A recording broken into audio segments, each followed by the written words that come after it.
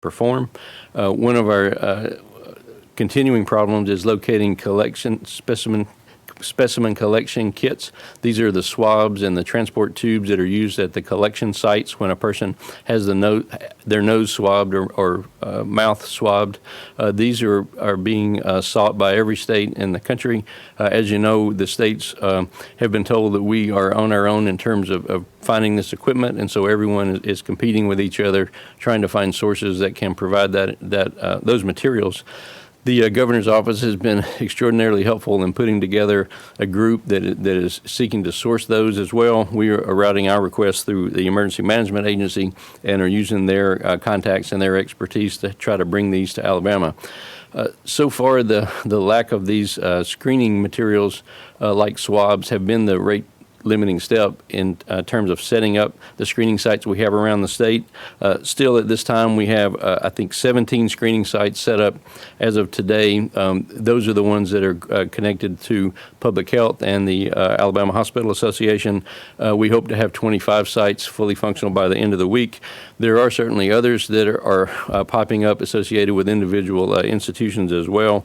And so there are some in several other counties besides those that I mentioned. We know that 2 sites opened in Mobile County today. This was one of the counties that we had targeted as not having enough screening. There is a new site in Jefferson County today as well as others. We continue to remind the public that we do not need to test you if you do not have symptoms. This is extremely important. We have many people who want to be tested because they're concerned about being exposed or because they're wondering if they could have contracted something in the community. People who are not having symptoms do not need to be screened. There's no indication for that. It certainly uses up a lot of very valuable supplies. It makes it much more difficult for us to test those patients who are sick or in some cases acutely ill or hospitalized. It slows down the return on those test results for everyone. So please remember, if you think you might need to be screened, please pick up the phone, call your doctor, call the toll-free number that we provided for you before, and we'll send out again today to get more information about being screened. It's very important that if you're not symptomatic, that you do not attempt to be screened. We are going to issue additional guidance to healthcare providers in the state about who we would like to screen. Initially, if you remember, almost 3 weeks ago, we had screened only in accordance with CDC criteria, and it became clear that there was much more need for testing than that would allow. So we made testing available to any provider who wanted to request it for any patient. We still believe in trusting the provider's judgment, and yet we want to make sure that they're screening those patients a little more carefully before they submit test results. We're going to discuss that with our provider groups and consider issuing more guidance on that tomorrow. But generally speaking, we would like to test people who have symptoms and are either hospitalized, who are immunocompromised, or have other health conditions, who are over age 65, who are healthcare workers, who are in a long-term healthcare facility, and other types of patients can be considered on a case-by-case basis. But generally speaking, we only want those symptomatic patients that meet these high-risk criteria.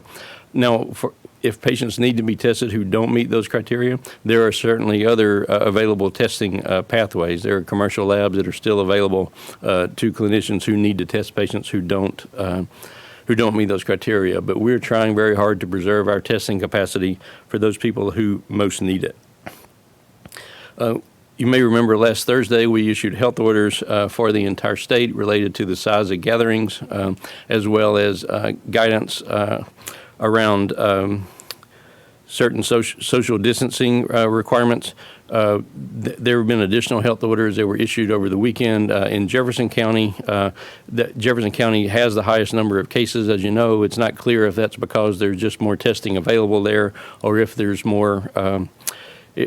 actually more disease there. At this time, we don't have additional health orders that we're issuing at this time, but we continue to want to reinforce the orders that we have put out related to social distancing, as well as the other items that we discussed with you last week. So I have a handful of questions that were submitted. I'm just going to run down the list and answer a few of them. We do have some of you here in the room today. We appreciate your proper social distancing today, and we'll be glad to take live questions from all of you in just a minute.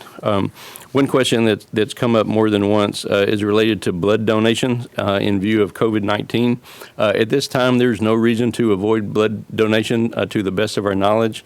We do not have guidance that suggests that the disease is transmitted that way or is an issue. So we would remind people that blood donation is still very important. Our blood supply at any given time is fairly fragile because it relies on volunteers.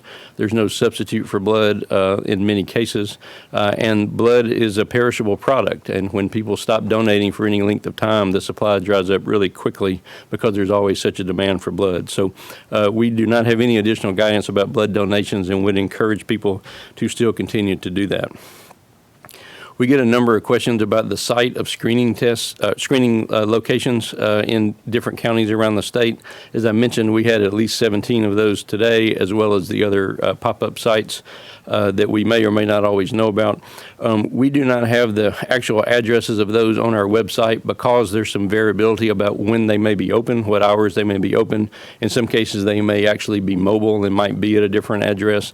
You can, however, obtain that information if your provider needs to have you screened simply by calling the number that the provider uses to arrange screening. So we can get that information for you with a phone call, but we simply don't have it posted because it is changing fairly rapidly and sometimes more than one time in a single day.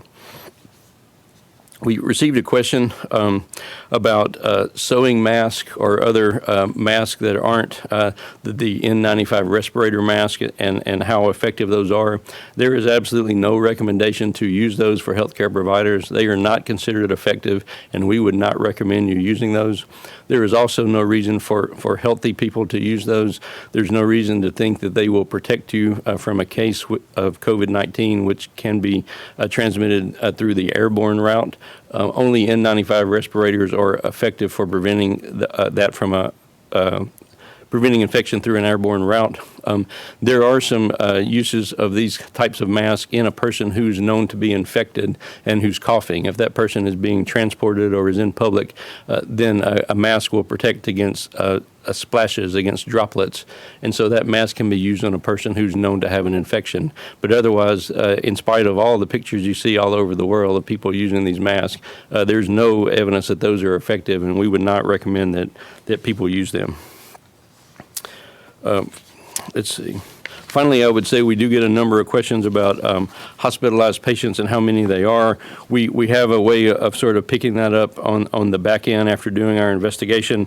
It looks like around 6 or 7% of our patients have been hospitalized, but we're still working to improve those numbers. We have some electronic methods of gathering data from hospitals that we have been putting into place, and so we hope that we will have more up-to-date numbers for you soon. There's certainly not a ventilator shortage at this time, but we are very concerned about the number of cases that hospitals have. Even without an absolute number shortage, some hospitals are already nearing capacity, and we've had to coordinate hospitals within the state so that they can share resources as needed. We also have a group that is looking for the possibility of additional ventilators that could come from out of state to add to our current supply. So while we do not have a shortage at this time, there are some facilities that feel a little pressed right now, and we're doing our best to work with the hospital association to address that. So those are most of I covered the majority, I think, of the submitted questions, and that's all the prepared comments I have, but be happy to take questions from those of you here in the room. We heard from Mayor Walt Maddox over the weekend, who said 528 tests were spoiled or insufficient. Do you know how many other samples across the state have been deemed spoiled or insufficient, and can you explain how that ends up happening? Sure. I don't know the exact number, but I know that's not the only group. That's certainly the largest group by far that were unsatisfactory. When specimens are submitted to the laboratory, they have to be collected and preserved and transported in a certain way so that the specimen remains viable. In the case of the Tuscaloosa specimens, the main problem had to do with refrigeration or lack of refrigeration. Those specimens were not stored and transported in a refrigerated environment environment, and it just made it unsatisfactory for testing. The results wouldn't have been valid had we run those samples. And so it was very unfortunate. This is a new test for everyone. We put out guidance to everyone on how to do this, and for whatever reason, those just weren't transported in the right way. So we certainly hope that people understand how they need to be done so that we can test them. Said some other groups that has happened as well. I mean, is this thousands combined that we could see in that? No, I don't think thousands. I think any other group would have been less than that in total. But there, in any given submission, sometimes they're just not handled properly. Occasionally there can just be a reason that it's unsatisfactory because of other reasons too. Maybe it's not labeled appropriately and we don't know which patient it belonged to. Occasionally it's just, they're just issues with any type of process, I guess. But the main issue had been that one particular batch, and they just weren't refrigerated appropriately. So going off of that question, would those people need to then be retested? Yeah, we don't have any data to report on those people. So if their clinicians feel that they need to be retested, then they would have to submit another sample. Also, you talked about at the beginning of your remarks, you said the state is increasing testing screening sites. Do you think the reason we're not seeing high numbers in some counties is because of the lack of testing opportunities? Yeah, I think that's definitely true.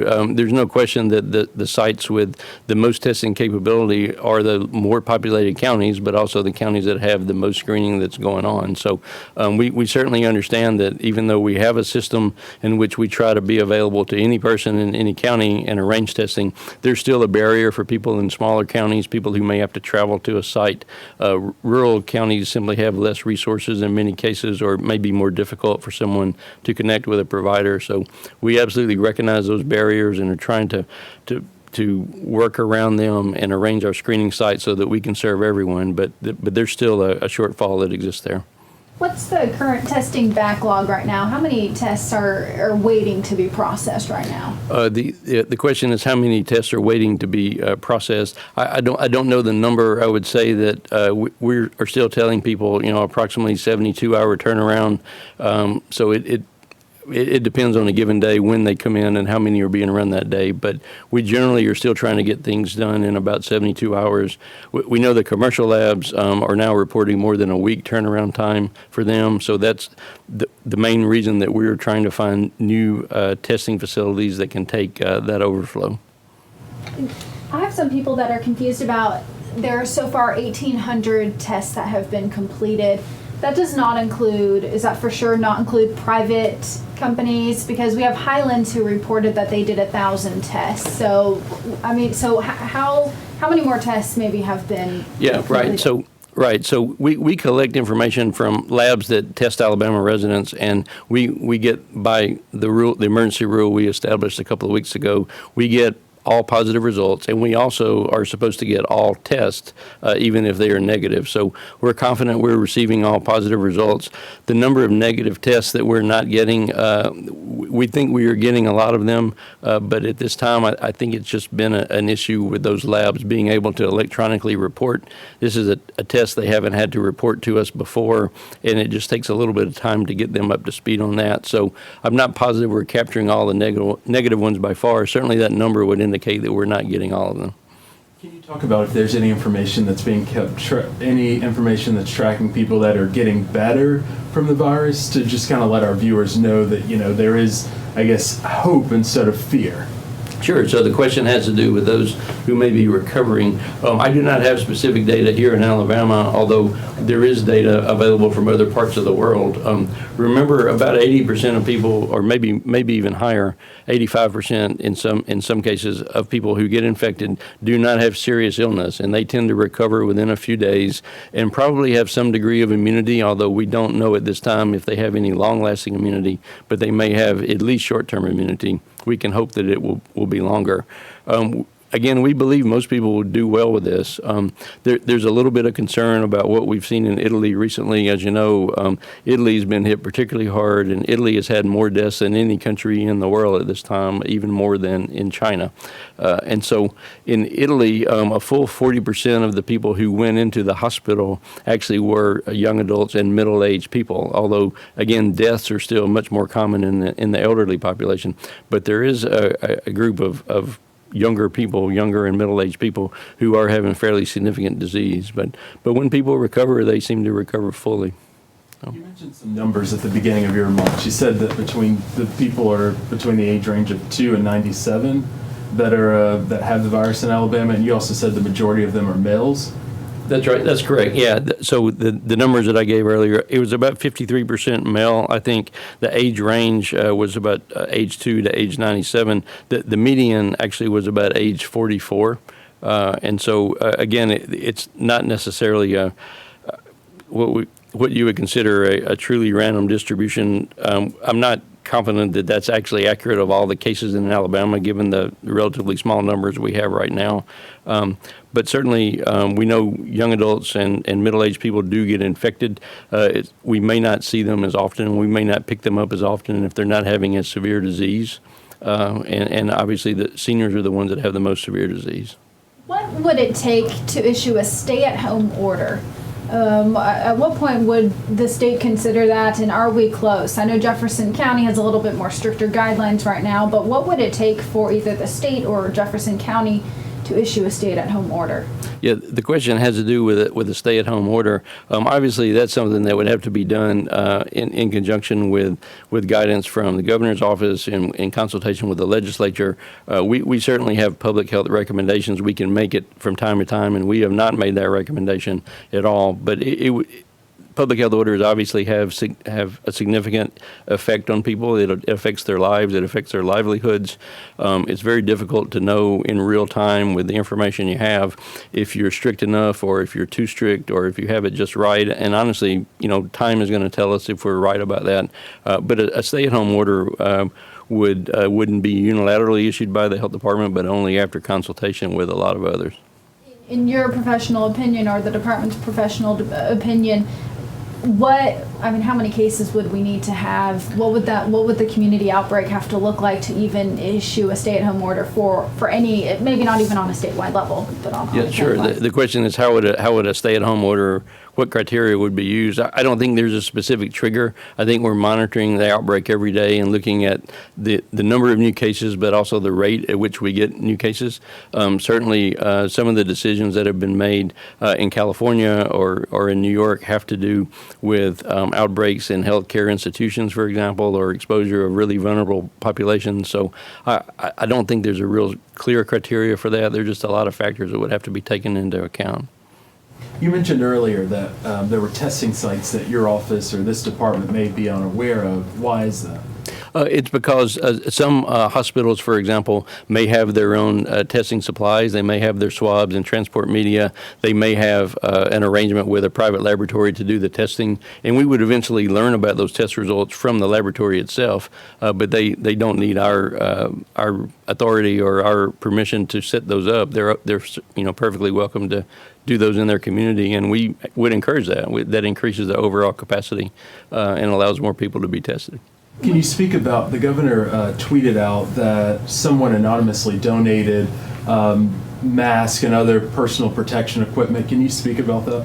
Yeah, I'm aware of that as well. I don't know all of the details of that. I would say that healthcare facilities in particular are really pushing hard to find personal protective equipment. So we're very grateful for whatever person or organization made that available.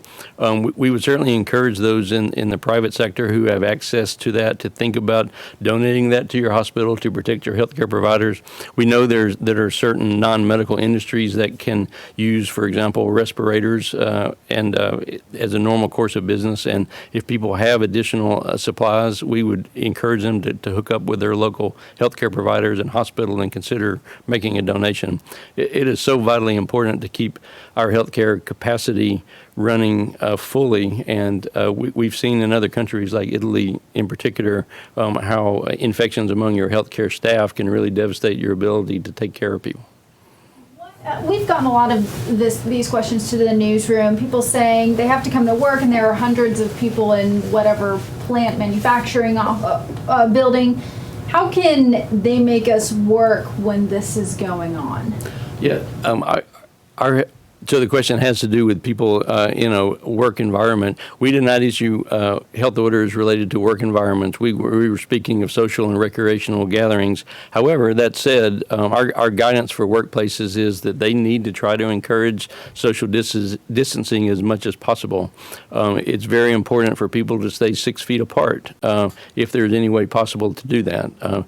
But we do not have any health orders related to work environments. So.